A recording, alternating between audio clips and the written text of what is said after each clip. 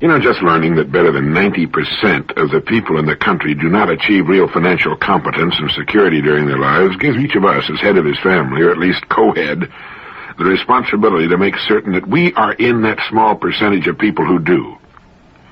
As George Bernard Shaw said one time, it is the duty of every man, the first duty of every man, is not to be poor.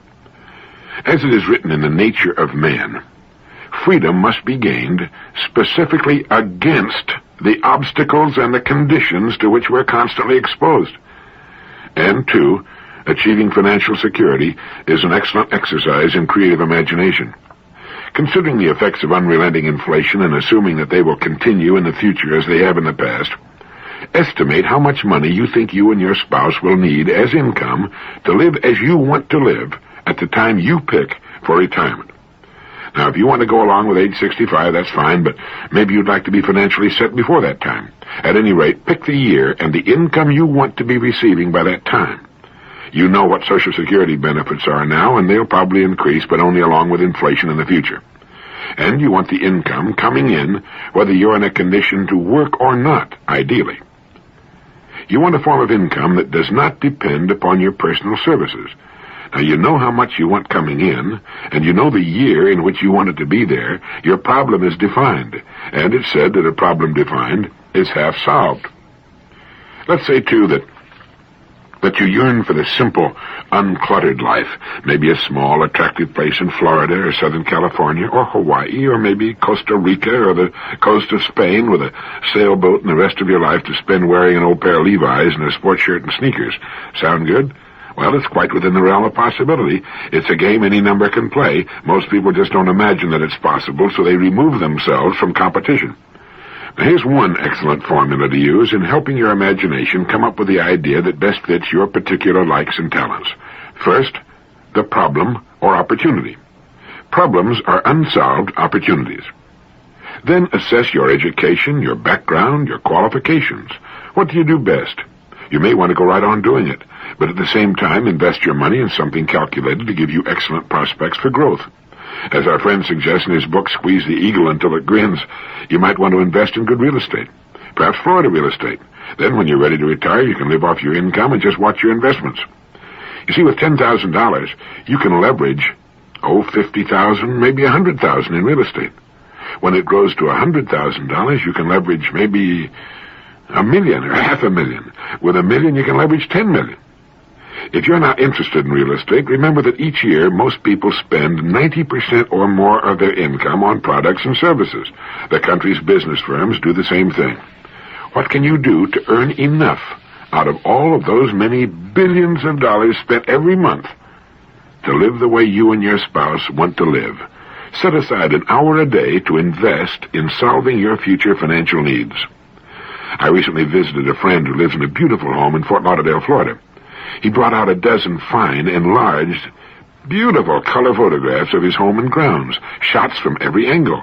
There were aerial views showing his home situated on the waterway. We commented on how great they were, and he told us that they'd been taken by a man in a small helicopter who had taken them without my friend's knowledge or permission. He had paid about $200 for the set, and they were well worth the money. If he used them only in case he wanted to sell his house, they'd be worth many times what he paid for them. But in the meantime, they were great, framed in his family room and in his office. A person could make an excellent income doing no more than photographing homes, and if he happened to like living in Florida and flying around in a helicopter, he'd have an agreeable business indeed. It was an imaginative and successful enterprise for a person who likes and is good at photography. Actually, the photographer could be hired while the entrepreneur simply called on the owners of the homes and sold the sets of pictures. But there are thousands of ideas just as good and not nearly so imaginative. Opportunities go with problems. Violent crimes have increased more than 90% in the last 5 years. Violent juvenile crimes have increased 167% in the last 10 years, according to an article from the Los Angeles Times Service written by David Shaw and Bill Hazlett. We all are sickened by what we read every day in the papers and see on television. What can we do about it? Well, there isn't much the average family can do to change the national situation, other than lead honest and exemplary lives themselves. But the average family can make certain that its home is as safe as money and good judgment can make it. Now, I'd guess that 90% of American homes are ill-protected against criminal marauders. Any thief or psychopath can enter the average home with ridiculous ease in minutes, and they do every day. And that's because practically all builders put cheap junk where there should be excellent first-class hardware on doors and windows. Now, good hardware is available. You can find it on the really fine, expensive, custom-built homes, but most people don't know about it. Practically all families can afford and would gladly pay for such hardware if someone would bring it to their homes and show it to them, displayed perhaps in an attractive case, along with a sales book showing the rate of increase of crime in the country, with newspaper clippings of robberies, rapes, and murders going on every day. The man of the house could install the hardware himself, or he could pay extra for your installer to do it for him. And not just for the doors, but for every window in the house. You know, there's window hardware that locks with a key, and which prevents a window from being opened more than is needed for ventilation. As soon as the would-be intruder finds it difficult to enter, as soon as he realizes he's up against first-class preventive hardware instead of the dime-store junk he's used to, he'll move on to easier pickings. Such hardware could be sold in any sizable community. In order to get it for my own home, I had to go to a great deal of trouble, do extensive research, make a couple of trips, and make dozens of phone calls.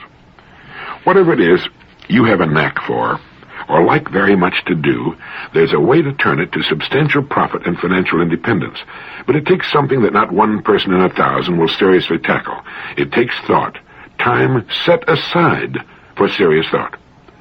Judge Learned Hand once wrote, that we never see, save through a glass darkly, and that at long last we shall succeed only so far as we continue to undertake the intolerable labor of thought, that most distasteful of all our activities.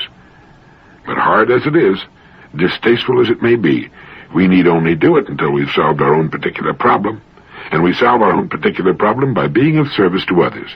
They have everything we want, and will gladly share it with us, as we've said before, if we'll help them solve their problems. As we mature in our adult lives, our income should meet our thoughtful requirements. By establishing quality and simplicity as the guidelines of our lives, the income necessary to live a very good, full life can be surprisingly small. It should meet our qualifications, whatever they are, and that's our business. And any person can see to it that he has the income he wants all the years of his life and lives where he would like most to live. The number of business executives and managers who wind up behind a financial 8-ball should be something of a source of amazement to us all. Here are professional problem solvers who find they can't solve one of life's most important problems. They're usually good organizers, good leaders, good thinkers, and decision-makers. At least they're supposed to be. And when they find themselves living marginal lives on incomes representing only the barest fraction of what they're used to, they should be able to come up with the appropriate answers to their problems. If necessary, they can organize an entirely new business firm, providing some sort of needed product or service. With their experience and training, with all that time on their hands, such an endeavor should have every chance of success. However, should it fail, they'll probably be no worse off than before, and they can try again. It will also give them something exciting to fill their time, keep them in the swim of things. You know, Henry Ford was pushing 50 when he got started in the automobile business. A friend of mine started a brand new company when he was 65 and watched it grow during his lifetime to a $300 million a year institution. In fact, following retirement, it's quite possible for a person to do much better than he did during his regular working career. Today, millions live in cramped, crowded, crime-ridden, polluted cities only because of habit and the failure to use their imaginations. You'll hear people say, but what if everybody suddenly pulled up stakes and took off to some sunny, agreeable place to live? That's a ridiculous comment. The fact is that not everybody will. Everybody can, but everybody won't. If more people would, we'd see a more rapid decentralization of industry and a resulting better distribution of what's now a fairly stable population. The big, ugly cities grew on old trade routes at a time when transportation was limited to water and surface, mostly wagon and then rail transportation. Today, with air and truck transportation what it is, only a few major heavy industries remain near deepwater ports and near supplies of cheap fuel for power. The best estimates today indicate that all known reserves of fossil fuels will be depleted in 150 years. With the fusion process now only a matter of time, and with the deuterium supplies and seawater good for at least 1 billion years at a fraction of the present cost of coal and oil, and with practically no dangerous waste products, we're on the brink of a world revolution of ample power for all of the world's peoples. Moreover, with decentralization of our population away from the crowded cities, we live on 2% of the land, most of us, the industries and businesses which remain can transform those cities into clean, beautiful places in which to live. If you're interested in what can be done to make ugly cities beautiful, send for a marvelous lecture by Victor Gruen entitled Downfall and Rebirth of City Cores on Both Sides of the Atlantic. Gruen has a plan for redeveloping cities that won him the prize for architecture of the city of Vienna.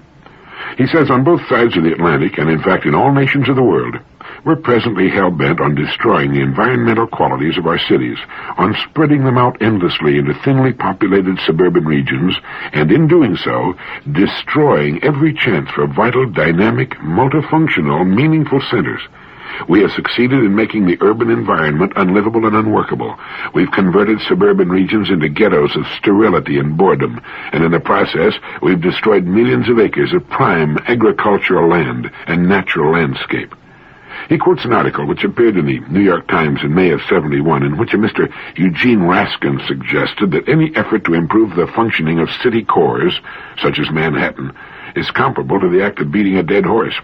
He said, they are physically obsolete, financially unworkable, crime-ridden, garbage-strewn, polluted, torn by racial conflicts, wallowing in welfare, unemployment, despair, and official corruption.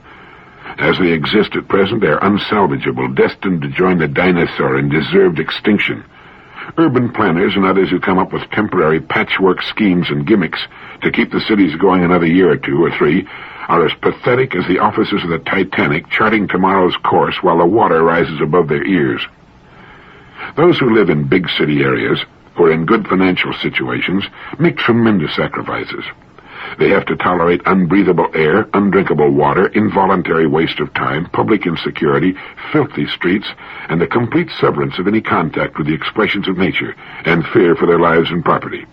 Yet in 10 years' time, it is now forecast that 73% of the total population will live in large cities or their environs. The number of cities with over 1 million inhabitants grows every year and now amounts to a total of 131. The number of those which have populations of between 5 and 10 million is impressive. On the basis of quantitative criteria, the city has never been so successful in the entire history of mankind. On the basis of qualitative criteria, however, the cities of our time are a disastrous failure. No wonder, then, Victor Gruen writes, that everybody wants to escape the densely built-up core areas. The mass use of the automobile, growing incomes, shortened working hours, and extended leisure time encourage the mass flight and make it possible. But just because it is a mass flight, it is also a futile one. Those who want to settle in the lovely countryside must find out, much to their bewilderment, that once the hundreds of thousands of others who are also filled with the same desire have settled, there is no lovely countryside left. And Victor Gruen goes on to point out how city cores can be redeveloped, and the countryside can remain beautiful. You can get his entire lecture by just sending $1 to the Victor Gruen Foundation for Environmental Planning, 315 North Beverly Glen Boulevard, Los Angeles, California, 90024. But our remaining in such environments will not help them.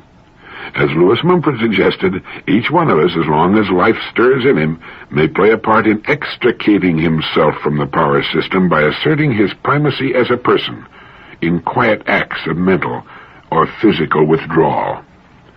We can beat the problem through that most distasteful of all our activities, the intolerable labor of thought.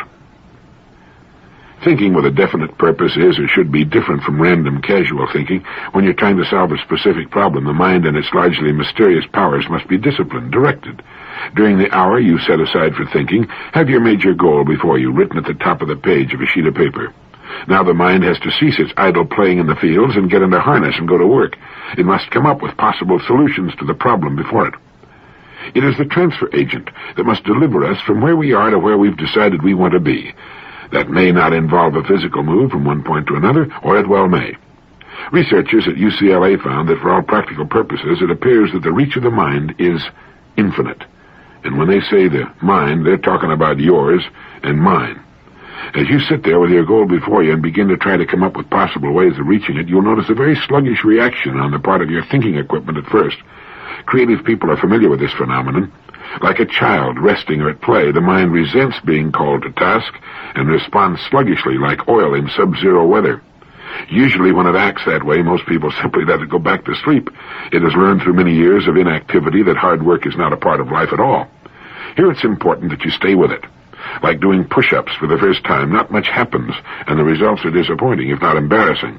But daily effort soon finds us doing with ease what was at first difficult and awkward. Write down any thoughts the mind passes along. Do not be discouraged, no matter how trivial your first efforts may be, if you haven't done this before. You're prospecting an exceedingly rich soil, and it may come up with a strike the first time out. It isn't likely, but stay alert and examine with great care the ideas produced by your first sessions. Sometimes an idea which appears worthless at first can be turned around or inside out or combined with another idea to form a winner. Just as important as the ideas produced by these first sessions is the extremely important function you're performing. Each day as you look at your goal and begin your disciplined thinking, you're placing the idea of your goal in your subconscious mind. Like the incredibly rich soil it is, it accepts the idea as a seed. Planting the seed once at a single session will probably not plant the seed deep enough or guarantee its germination.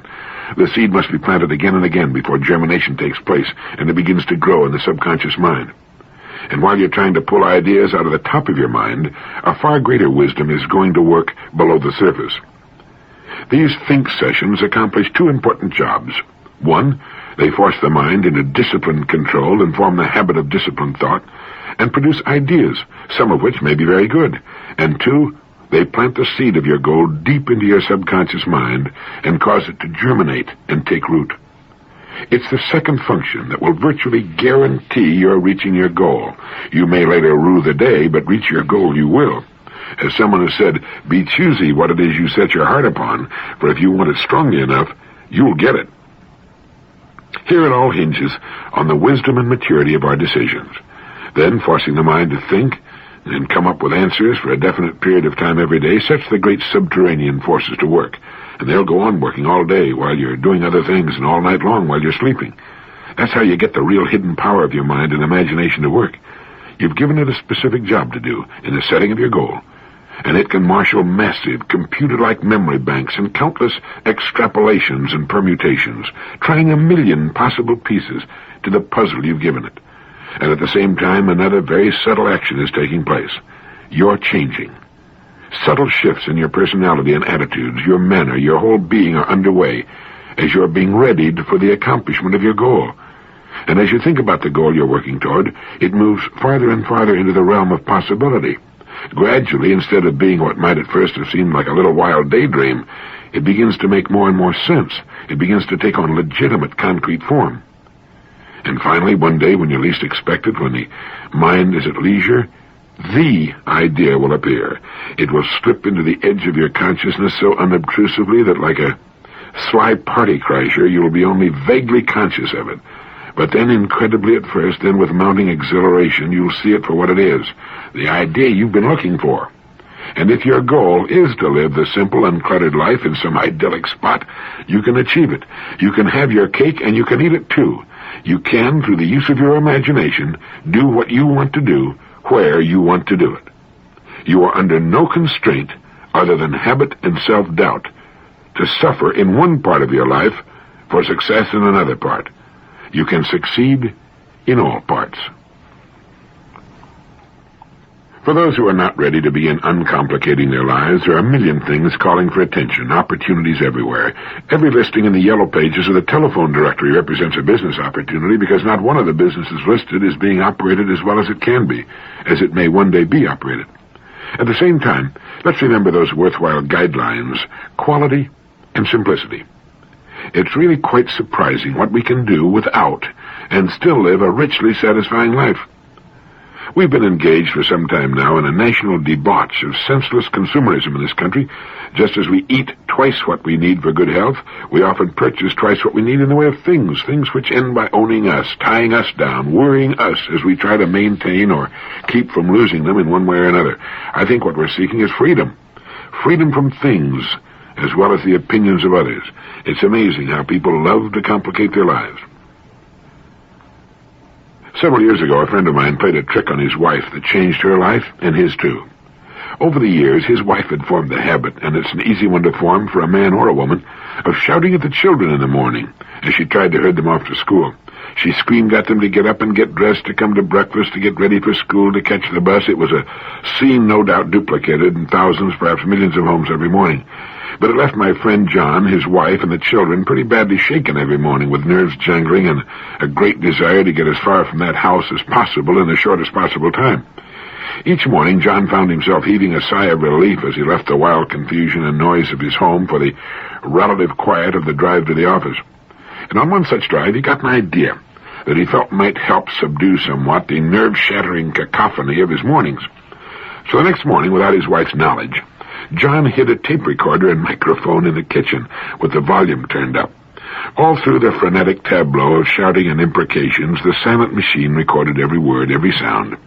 Then, when the children had gone off and his wife was sitting limply in her chair with a cup of coffee, getting her breath back from her morning drill master duties, John played it back to her. For a few moments, his wife looked at him in curious amazement. Then she suddenly realized that the strident, shouting, barking, unhappy voice was her own. For the first time, she heard herself as she sounded each morning to her husband and children, her face framed with wounded embarrassment as the awful sound of her own voice again filled the kitchen. And long before it was over, she had put her head in her arms and was crying her heart out. John turned off the tape recorder and put his arm around her, and when she raised her tear-streaked face to look at him, it was filled with resolve, and she said quietly, "John, I'll never make another sound like that as long as I live." The next morning, the neighbors must have thought this family had left town. The children were dumbfounded but delighted. Their mother was smiling happily. She spoke to them in normal, well-modulated tones. Everything went off like clockwork. And when the children, still dazed by the smiling stranger who looked like their mother, had left for school, John and his wife sat smiling over their coffee. He later said she told him that she'd never be able to thank him enough for bringing home that tape recorder. The great majority of people haven't the faintest idea of the image they project for the world to see and hear. That's why football coaches show their players the films of the preceding week's game. If you want to improve your golf, get someone to videotape your swing. See yourself as you really look, and you can see where you can improve, where you can perhaps slow down and become steadier, more rhythmical. But if you want to have some fun, surreptitiously record the voices of your family at mealtime. That includes your own. You'll all find it a very interesting experience, and it can be hilariously funny. Some time back, Thomas J. Fleming wrote a piece for Life magazine that had to do with an interview he had with Dr. Frederick J. Godet, director of the Laboratory of Psychological Studies at Stevens Institute of Technology. Dr. Godet is an expert on labor problems and absenteeism. Through his studies, it seems that Dr. Godet has become intimately familiar with germs, their oddities and strange habits. He discovered, for example, that germs can feel and act. He said studies show germs can tell one day of the week from another. They're aware of payroll accounting procedures and can even tell if an employee is happy or not, or if a boss is a kind or mean person. The doctor learned all of this while working on the problem of absenteeism, which costs the nation something in the neighborhood of $7 billion a year. It was discovered, for example, that while humans work a 5-day week with the weekend off, germs work just the reverse. Thursdays and Fridays are virtually germ-free days in industry, but the germs really go to work over the weekend and lay low hundreds of thousands of employees who don't show up on Monday. Yet in certain companies, the germs lay low on Thursdays, but go after the employees on Fridays. It was found that these companies paid on Thursday instead of Friday. Another curious fact was noted. Companies with liberal payment policies for absences due to illness had a 50% higher illness rate than companies with restricted sick leave policies. It was also discovered that germs head for the hills when management begins doing some serious research into the cause of illness, and that new employees on a 6-month probationary period were virtually left alone by germs. But as soon as they were permanently hired, with their jobs secure and their psyches well adjusted to company routine, the germs suddenly attacked at the same rate that they attacked old-timers in the company. And it was found that germs are passionately attracted to departments and companies with tough bosses constantly breathing down the necks of employees. One large company found that the absences due to illness varied from 2% to 17%, depending upon the type of boss. Dr. Godet also discovered that there's a certain type of person to whom germs are particularly attracted. They're people who are defensive, suspicious, and somewhat hostile. They're usually not well liked by their supervisors, and they reciprocate this dislike. They don't make friends easily and are regarded as loners. It's amazing how often they get sick. On the other hand, germs seem to avoid the sort who make friends easily, are outward-going and capable of numerous emotional attachments. These are the people you can depend upon to show up on Monday mornings. They seem to have a built-in germ repellent. And the doctor recommends that we have all-star games, Christmas, New Year's, the World Series, and national elections only on weekends. We know germs are active on weekends, so we have nothing to lose. And it seems that if a company will do a little research into the activities of its germs and the sort of people it has in management positions, it might increase its productivity considerably. Here's a wonderful way to avoid an argument. Simply ask questions. Instead of jumping in and disagreeing before you know any more about the subject under discussion than the other party, ask the other person to state his case specifically and to define his terms. People who like to argue and will at the drop of a word on any subject are people who enjoy ruffling the feelings of others. Willis Sloane once wrote an article entitled "Arguments Don't Win Friends," in which he points out that arguments are useless and largely ridiculous. They're more a matter of temper than temperate conversation and discussion. Subjects such as politics and religion can almost always provoke an argument. Racial prejudices can bring forth the most ridiculous statements in the form of arguments for or against certain practices. But if you'll apply this rule, to make your opponent be specific about some point you know backward and forward, you may avoid a foolish and endless, where nobody wins kind of argument. I've found that an argument like a potential highway accident can generally be spotted from some distance away, and it can be avoided the same way. Slow down and approach with caution. In conversation, as in your car, the worst danger is speed. It's pretty hard to get seriously hurt going 10 miles an hour, and you can avoid a serious argument that could lead to a lot of heartache by just being extremely careful when you come upon a situation that's likely to erupt into a serious argument. If someone makes a statement that you feel is wrong or ridiculous, you should not remain silent. As you feel the adrenaline pumping into your system, instead of jumping on the other person with both feet, just ask, "Why do you say that?" If you get another absurd generalization, ask, "Would you mind being specific about that?" Ask questions such as why. How do you know? Instead of trying to prove your opponent wrong, make him prove himself right or discredit himself, which he will promptly do if he's skating on thin ice. Put the burden of proof squarely where it belongs, on the shoulders of the person who started it. Then you can sit back calmly and enjoy yourself while he gets in over his head, flounders in the swamp for a while, and finally tries to change the subject. No argument, and he won't be so quick to start another one the next time. Robert McNamara, one of the nation's top executives, asks why whenever something is proposed, even if he is immediately against the proposal. He wants all the facts. Perhaps he's been wrong about it, and if he's right, he forces the person making the proposal to prove its merits. Now, no one can even guess at the number of families living between arguments in a state of unnecessary and uneasy truce. Since it takes two to argue, let's make sure we're not one of them. All we need say is, "Why do you say that?" Or, "Exactly what do you mean by what you just said? Where is your proof?" Keep the ball and the pressure on the person who is driving recklessly. It works like a charm, and you come out of it looking professional, wise, and level-headed. Thank you.